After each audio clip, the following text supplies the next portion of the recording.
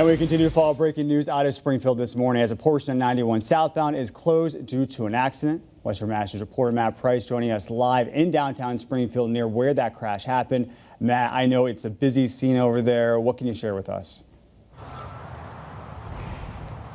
Yeah, David, we just got on scene a few minutes ago, and it's still an active one as it has caused a traffic mess here during the morning rush. I'm just going to step out of the way here. You can see we have Massachusetts State Police on scene. This is just before exit 3, right in between exits 3 and 4 of the Interstate 91 southbound side. We have, again, Massachusetts State Police.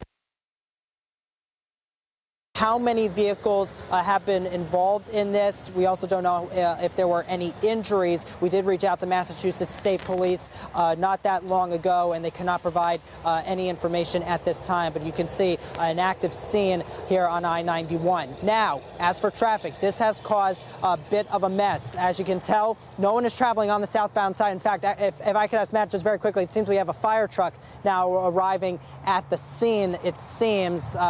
Hard to tell. It looks like that is a Springfield fire truck that is making its way to the scene. So clearly still an active one here as drivers are trying to figure out how to get back onto the highway or get to where they need to go. I was talking about the traffic mess. What people need to know, if you are planning to take I-91 southbound side this morning, or if you're looking down Springfield, you need to know that I-91 South is shut down between exits 5 and 3, as well as the Union Street off-ramp. That is closed as well if you were looking to get on the highway. Right now, drivers, they are taking Hall of Fame Avenue past the Basketball Hall of Fame and trying to make their way to where they need to go, whether it's back onto the highway through Route 5 or if they're trying to get to the South End Bridge, which would normally be just off of exit 3, which again is shut down if drivers are looking to try to get to West Springfield and Agawam.